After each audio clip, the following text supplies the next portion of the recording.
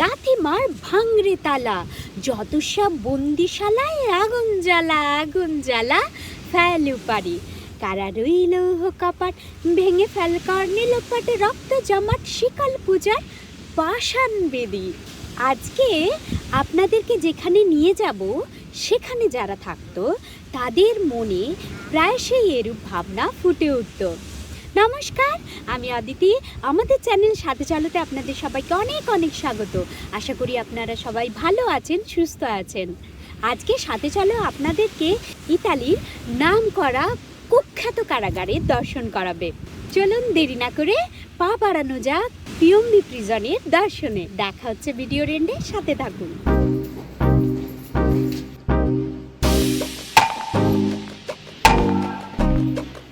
আপনাদের জানিয়ে রাখি, এই ঐতিহাসিক কুখ্যাত কারাগারটি ইতালির ভেনিস শহরের বিখ্যাত প্যালেস ডোজেসের সাথে ব্রিজ অফ সাই বা নিঃশ্বাসের সেতু দ্বারা সংযুক্ত।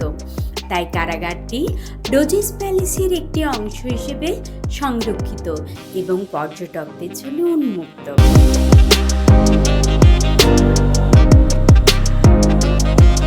কারাগারটি পিয়ম্বি বা লিড প্রিজন নামে খ্যাত, যা কিনা 1600 শতকের দিকে প্রতিষ্ঠিত হয়েছিল।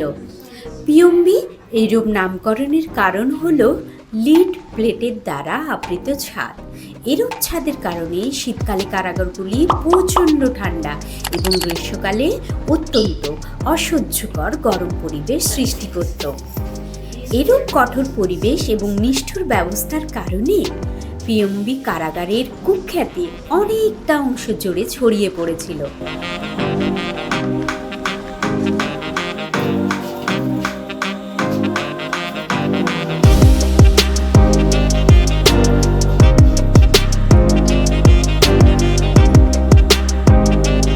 এই কারাগারে প্রবেশের 2টি সিঁড়ি আছে এবং 6টি কক্ষে প্রিজনটি বিভক্ত। এখানে বন্দীদের অত্যন্ত কড়া নিরাপত্তার মধ্যে রাখা হতো।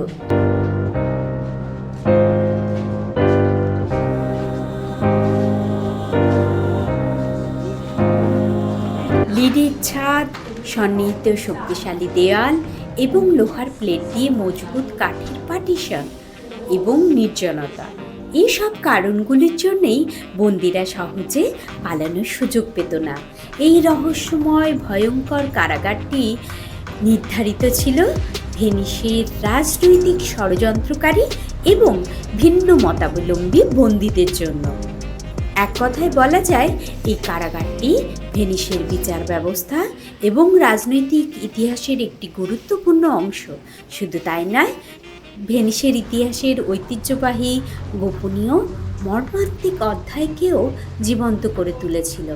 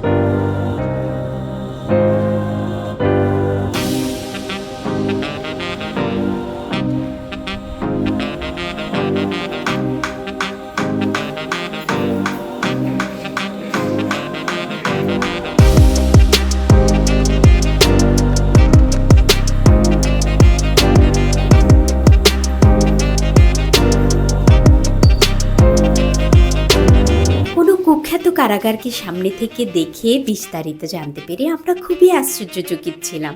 আপনাদের মতামতটা কিন্তু অবশ্যই কমেন্টের মাধ্যমে জানাবেন। দেখা হচ্ছে নেক্সট ভিডিওতে। Keep supporting and keep enjoy.